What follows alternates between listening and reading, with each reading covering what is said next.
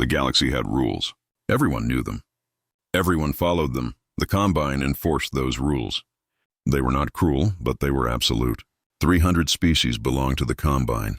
300 civilizations that had learned to bend their knee, to offer tribute, and to accept their place in the order of things. Humanity had just been discovered.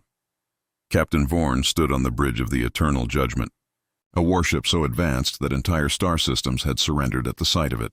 His scales gleamed under the soft blue light of the command center.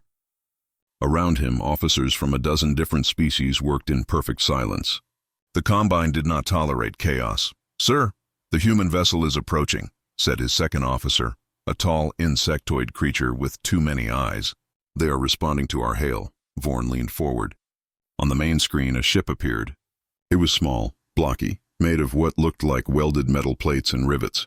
There were no smooth curves, no energy shielding visible on its hull, no elegant design. It looked like something a child might build from scrap. "That is their warship?" Vorn asked. "Yes, sir. They call it the Defiant." Vorn felt something close to pity. Humanity had only just developed faster-than-light travel. They had stumbled into Combine space by accident, crossing a border they did not even know existed. Now they would learn what every species learned. "Obey or be removed. Open a channel," Vorn said. The screen shifted. A human face appeared. It was a woman middle-aged with short gray hair and tired eyes. She wore a plain uniform with no decorations. Her expression was calm, but there was something in her gaze that Vorn could not quite name. "I am Captain Vorn of the Combine Enforcement Fleet. You have entered restricted space. You will surrender your vessel, submit to inspection, and accept terms of incorporation into the Combine. Refusal will result in your destruction." The woman did not blink. "I am Captain Alara Voss of the United Earth Navy. We did not know this space was claimed. We mean no harm, but we will not surrender." Vorn tilted his head. "You do not understand. This is not a negotiation. Neither is this," Voss said. "Turn around. Leave our people alone.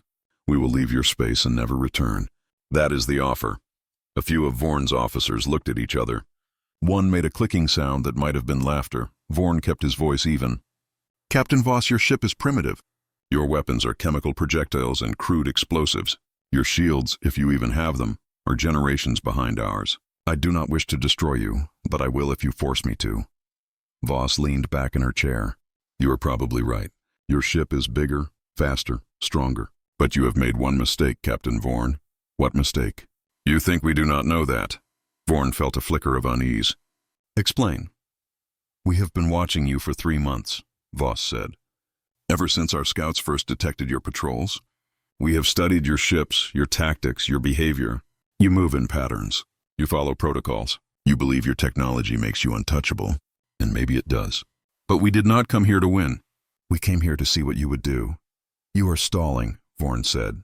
"No," Voss replied. "I am learning." Vorn cut the channel. He turned to his weapons officer. "Disable their engines. Do not destroy them. The Combine prefers prisoners to corpses." "Yes, sir." The Eternal Judgment charged its energy lance, a weapon capable of slicing through a mountain. It locked onto the human ship. The firing sequence began, and then the Defiant moved. Not fast, not gracefully, but deliberately. It rolled hard to one side, thrusters burning bright, and the energy lance passed through the space where it had been a moment before. The beam struck nothing but empty void.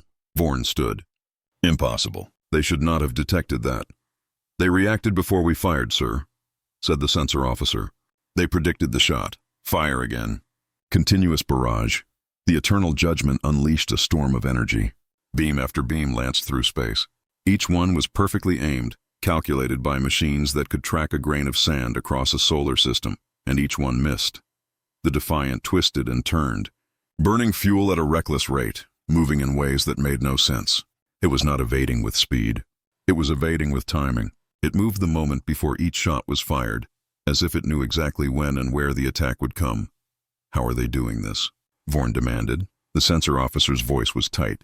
"Sir, I believe they are reading our power fluctuations. They are watching the energy build up in our weapons and reacting to it. They are not predicting where we will fire. They are predicting when." Vorn stared at the screen. The human ship was still there, still whole, still defiant. "Pursue them," he said. "Full speed. If they run, we follow. If they fight, we crush them." But I want to know what else they have learned. The eternal judgment surged forward. The human ship did not run. It turned slowly until it faced the Combine warship head-on. On the screen, Captain Voss reappeared. She was not smiling, but there was no fear in her eyes. You wanted to see what we would do, Vorn said. Now I want to see what you will do. Then watch, Voss said quietly. The Defiant fired, not energy weapons, not plasma, not anything advanced solid metal slugs.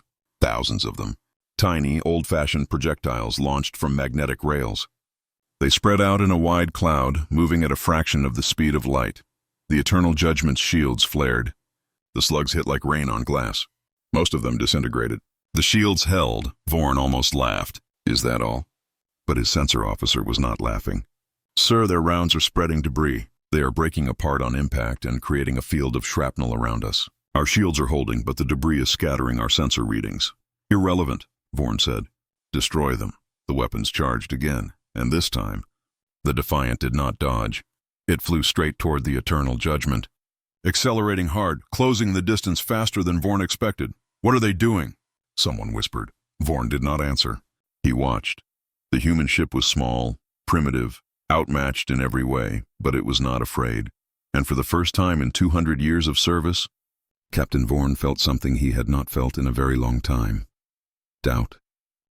The Defiant came at them like a stone thrown by a desperate hand. Captain Vorn watched the distance close.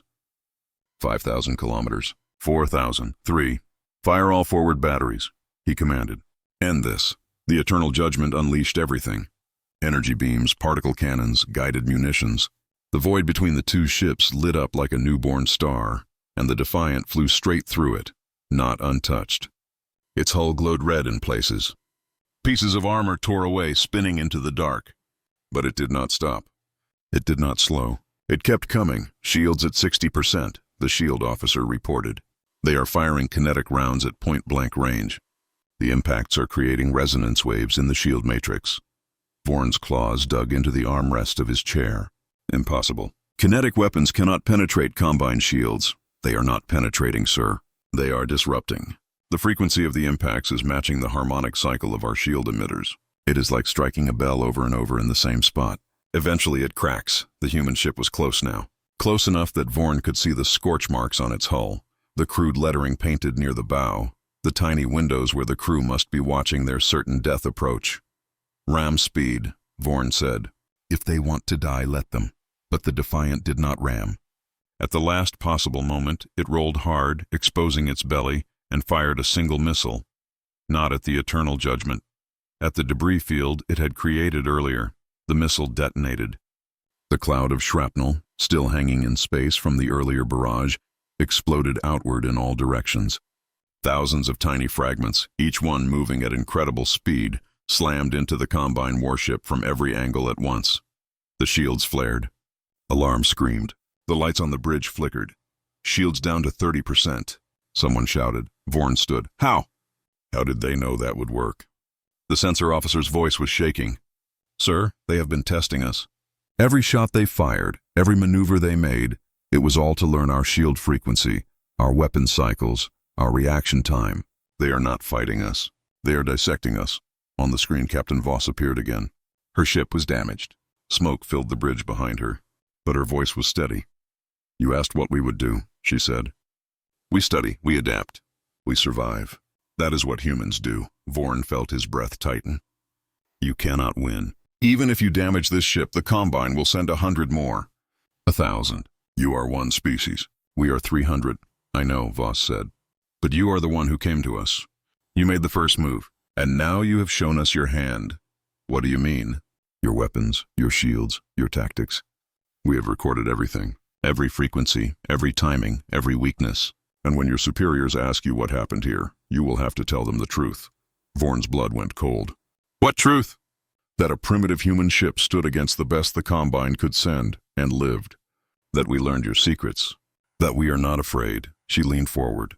And that we will teach every other species in this galaxy what we learned. Vorn saw it then. The real strategy. The Defiant was never meant to win. It was meant to survive long enough to gather data, to prove that the Combine was not invincible, to plant a seed of doubt in every species that had ever bowed to their rule. You are insane, Vorn said. Maybe, Voss replied. But we are still here. The Defiant turned and burned its engines at full power, retreating into the dark. The Eternal Judgment could pursue, could destroy it. But Vorn did not give the order. He stood there, staring at the empty space where the human ship had been, and felt the weight of 300 species watching him through the eyes of history. Sir? His second officer asked. Do we follow? Vorn did not answer. He was thinking about the report he would have to file, the questions his superiors would ask, the fear that would spread when word of this encounter reached the other species. No, he said finally. Let them go, but send word to the fleet. Humanity is to be monitored, closely. Yes, sir. The bridge fell silent. Vorn watched the stars and wondered if he had just witnessed the beginning of something that could not be stopped. Behind him, the sensor officer whispered something to another officer. Vorn caught only 2 words. They knew, and they had. Somehow, impossibly, the humans had known exactly what the Combine would do. They had prepared. They had planned. And they had walked away. Vorn sat down slowly. For the first time in his long career, he felt like prey. The Combine Council met in a chamber that had no walls. It floated in the space between stars, a sphere of light and thought where the most powerful beings in the galaxy gathered to decide the fate of civilizations. Captain Vorn stood before them, holographic and small, while they loomed above like gods. You allowed them to escape, said the voice of order, a being of pure energy that spoke in tones that vibrated through the mind. You had the power to destroy them, yet you hesitated. Vorn kept his head low. I followed protocol. The Combine prefers to capture, not kill. The humans retreated. I saw no reason to waste resources on pursuit. You saw no reason, said the voice of war, a massive reptilian creature covered in armor. Or you saw no victory. Vorn said nothing. The human ship was primitive, continued the voice of war. Its weapons were outdated, its crew untrained in galactic combat, yet it survived an encounter with one of our finest warships. Explain. Vorn chose his words carefully. They were clever. They studied us before engaging. They used our own predictability against us. Predictability, repeated the voice of knowledge, a floating brain encased in crystalline light. An interesting choice of words. Tell us, Captain, do you believe the Combine is predictable? I believe we rely on superior technology, Vorn said, and that reliance makes us confident. Perhaps too confident. A murmur passed through the council. It was not often that a captain spoke so plainly. The voice of order pulsed with cold light. You suggest we have grown weak. No, Vorn said quickly. But the humans have shown that strength alone is not enough. They think differently than we do. They do not fight to win. They fight to learn. Then we will teach them a lesson, said the voice of war. I will send a fleet, 10 ships. We will find their homeworld and make an example of them. That may not be wise, Vorn said. The council fell silent. No captain had ever questioned the voice of war. Explain. The voice rumbled, dangerously quiet. The humans are not like the other species we have encountered, Vorn said. They do not fear death. They fear failure. If we attack their home world, they will not surrender. They will fight, and they will learn even more about us in the process. Then what do you suggest? Asked the voice of knowledge. Isolation, Vorn said. Place a blockade around their system. Cut them off from the rest of the galaxy. Let them remain alone. No trade, no contact, no knowledge of what lies beyond their borders. In time, they will stagnate and forget. The voice of order considered this. You propose a cage. I propose caution, Vorn said. Until we understand them better. The council deliberated. Their thoughts moved through dimensions humans could not perceive, weighing possibilities, calculating outcomes, predicting the shape of futures yet unborn. Finally, the voice of order spoke. Your counsel is noted, but we will not hide from a single species. We will send a diplomatic envoy. If they refuse to join the Combine, then we will consider your blockade. Vorn felt his stomach drop. A diplomat will not be enough. Then we will send a diplomat with an escort, said the voice of war. 3 warships. If the humans attack, they will be destroyed. If they negotiate, they will be absorbed. Either way this ends, Vorn wanted to argue, wanted to tell them they were making a mistake. But he had already said too much. The council had made its decision. It will be done, he said. The hologram faded. Vorn returned to his body aboard the Eternal Judgment, now docked at a Combine station for repairs. His second officer was waiting.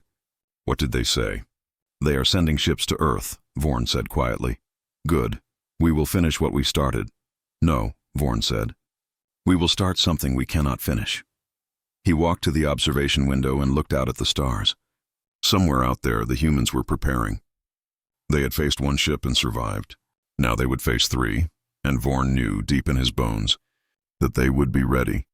Because humans did not just learn, they shared. Across the galaxy, in hidden places the Combine did not watch. The data from the Defiance encounter began to spread. Encrypted signals bounced from relay to relay, carried by traders and refugees, whispered in the dark markets where species traded secrets instead of goods.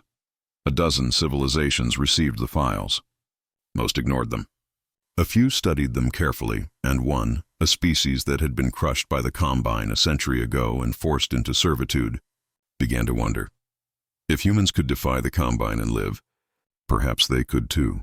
The seed had been planted, and Vorn, standing alone in the dark, realized too late what the humans had truly done. They had not fought for victory. They had fought for hope. The Combine envoy arrived at Earth 3 months later. 3 warships, each one twice the size of the Eternal Judgment, appeared at the edge of the solar system. They did not fire. They did not threaten. They simply waited, broadcasting a single message on all frequencies. We come to speak. Send a representative. If you refuse, we will assume hostility. Captain Alara Voss stood in the war room deep beneath Earth's surface, surrounded by military leaders and government officials from every nation. The room was tense. Everyone knew what was at stake. We should talk to them, said one of the officials, a man with pale skin and shaking hands. If we fight, we lose. If we negotiate, we might survive. Negotiate what? Asked General Mbeki, a broad-shouldered woman with scars on her face. Our freedom? Our future? They do not want peace. They want surrender. We do not know that, the official said. Yes, we do, Voss said quietly. Everyone turned to look at her. I spoke with Captain Vorn. I saw his eyes. The Combine does not negotiate, they demand. And if we refuse, they will make an example of us. Then what do we do? Asked the official. Voss looked at the holographic display showing the 3 warships hanging in space like executioners waiting for the condemned. We buy time, we talk. And we prepare. For what? For the moment when talking stops working. A young man in a military uniform stepped forward. His name was Lieutenant Chen, and he had been part of the Defiance crew. Captain, the data we collected is being distributed as planned. 14 species have confirmed receipt. 2 have responded with interest. What kind of interest? Mbeki asked. The kind that asks questions, Chen said. They want to know if what we did can be repeated. If the Combine can be resisted. And what did you tell them? The truth, Chen said. That it depends on them. Boss nodded slowly. Good. The Combine's strength is not just their technology. It is their reputation. 300 species believe they are invincible. If we can break that belief even a little, we change the game. But first we have to survive, Mbeki said. Yes, Voss agreed. First we survive. The decision was made. Earth would send a delegation. Voss volunteered to lead it. No one tried to stop her. 3 days later, she stood aboard a small shuttle, approaching the largest of the Combine warships. The vessel was called the Unyielding Truth, and it looked like a cathedral made of metal and light. Voss felt small, alone, afraid, but she did not let it show. The shuttle docked. The airlock opened. Voss stepped into a corridor lined with guards from a dozen different species, all of them armed, all of them watching her with unreadable eyes. She was led to a chamber at the heart of the ship. The walls glowed with soft blue light. At the center of the room stood a single figure. It was not Captain Vorn. It was something else. Something taller, thinner, wrapped in robes that seemed to shift and move like liquid. Its face was hidden behind a mask of silver, and when it spoke, its voice came from everywhere at once. I am Emissary Tal, voice of the Combine. You are Captain Alara Voss of Earth. I am, Voss said. You are here to negotiate. I am here to listen, Voss said carefully. The emissary tilted its head. An interesting distinction. Very well, listen. The Combine offers you a place among the civilized species of the galaxy. You will be given technology, protection, and purpose. In return, you will obey our laws, contribute to our economy, and accept our guidance. And if we refuse, then you will be removed. Voss met the emissary's hidden gaze. Removed, not destroyed. Destruction is wasteful, the emissary said. We prefer relocation. Your species will be transported to a world far from here, where you can live in peace, isolated from the rest of the galaxy. A prison, Voss said. A mercy. Voss took a slow breath. And if we fight? Then you die, completely. Your world will be sterilized. Your history erased. You will become a warning to others. Others like the species we sent our data to? Voss asked. The emissary went very still. You think you are clever. You think spreading your little victory will inspire rebellion. But you do not understand the Combine. We have crushed 1,000 rebellions. We have ended empires that lasted 10,000 years. You are nothing. Then why are you here? Voss asked. Why send an emissary? Why not just destroy us and be done with it? The emissary said nothing, and in that silence Voss understood. They were afraid, not of humanity's weapons, not of Earth's military. They were afraid of the idea that the Combine could be resisted, that the impossible could be done. You cannot let us live free, Voss said softly, because if you do, others will ask why they cannot be free too. You have 3 days to decide, the emissary said. After that, we will decide for you. Voss was escorted back to her shuttle. As the airlock closed behind her, she felt a tremor run through the ship. Alarms began to sound. One of the guards grabbed her arm. What did you do? Nothing, Voss said. I just talked. But somewhere, deep in the solar system, the rest of Earth's fleet was moving into position. Not to fight, not yet, to watch, to wait, to learn. And when the Combine discovered them, it would already be too late. Because the trap was not for the emissary, it was for the idea of what came next. The 3 days passed like a held breath. Captain Voss returned to Earth and delivered the emissary's ultimatum. The war room erupted in argument. Some wanted to surrender, others wanted to fight. A few suggested running, scattering humanity across the stars in ships small enough to hide. But Voss said nothing. She sat in the corner, eyes closed, thinking. Finally, General Mbeki asked the question everyone had been avoiding. What do we do, Captain? Voss opened her eyes. We do what we have always done. We adapt. That is not a plan, someone said. Yes, it is, Voss replied. She stood and walked to the holographic display. The Combine thinks in absolutes. Obey or die. Join or be removed. They do not understand the space between. What space? Mbeki asked. The space where we say no, but do not fight. Where we refuse, but do not run. Where we exist in defiance of their rules, simply by continuing to exist. They will destroy us, the official with the pale skin said. Maybe, Voss said. But maybe not. Because if they destroy us, they prove they are afraid. And fear is contagious. Lieutenant Chen stepped forward. Captain, the responses from the other species are increasing. 7 more have reached out. They are asking what we will do. They are watching. Good, Voss said. Let them watch. She turned to face the room. We are going to reject the Combine's offer. We are going to tell them we will govern ourselves, defend ourselves, and remain free. And then we are going to wait. For what? Mbeki asked. For them to blink. The decision was made. The message was sent. Aboard the Unyielding Truth, Emissary Tal read the human response with something close to disbelief. They refuse, he said to his officers. Completely, without condition. Then we destroy them, said the commander of the fleet, a towered being made of stone and metal. Wait, Tal said. He looked at the data streaming in from across the galaxy. 12 species had requested information about humanity. 17 had increased their monitoring of Combine activity. 3 had begun quiet communication with each other for the first time in centuries. The humans had only sent data, only spoken words, and yet the galaxy was stirring. If we destroy Earth, we make them martyrs, Tal said slowly. We prove their point, then we relocate them, as planned. And if they resist relocation, if they force us to kill them anyway, the result is the same. We look weak. The commander's voice was hard. Then what do you suggest? Tal thought for a long moment. Finally, he said the words he had never expected to say. We leave them alone. The bridge went silent. You cannot be serious. the commander said. I am. We withdraw. We tell the Council that humanity is too primitive to pose a threat and too isolated to matter. We ignore them, and in time they will fade into obscurity. Or they will grow stronger. Perhaps, Tal said.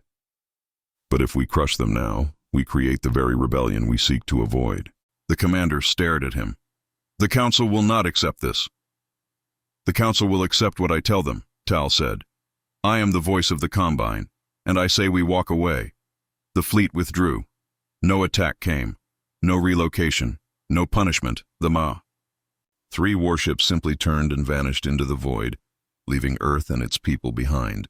In the war room, Voss watched the ships disappear from the display. She felt no joy, no relief, only a cold understanding. They will come back, Mbeki said. Yes, Voss agreed. But not today, and not tomorrow. By the time they do, we will be ready. And the others? Chen asked. The species who are watching? Voss allowed herself a small smile. They are learning the same lesson we did, that the Combine can be defied, that freedom is possible, and that sometimes the greatest weapon is not strength but the refusal to break. Across the galaxy, in hidden places and quiet rooms, the seeds that humanity had planted began to take root. Species that had been silent for centuries began to whisper. Questions that had been forbidden began to be asked, and the Combine, vast and ancient and powerful, felt something it had not felt in 1,000 years: uncertainty. Captain Vorn heard the news aboard the Eternal Judgment. He sat alone in his quarters staring at a report that would never be read, and thought about the human captain who had looked him in the eye and refused to be afraid. He wondered if he had just witnessed the beginning of the end, or the beginning of something new. In the void between stars, the Defiant drifted. Its crew was gone, returned to Earth. Its hull was scarred and broken, but it still floated, still whole, a monument to a moment when something impossible had happened. And on its hull, in letters scorched by weapons that should have destroyed it, a single word remained: Defiant. Not because it won, but because it survived. And in the end, that was enough.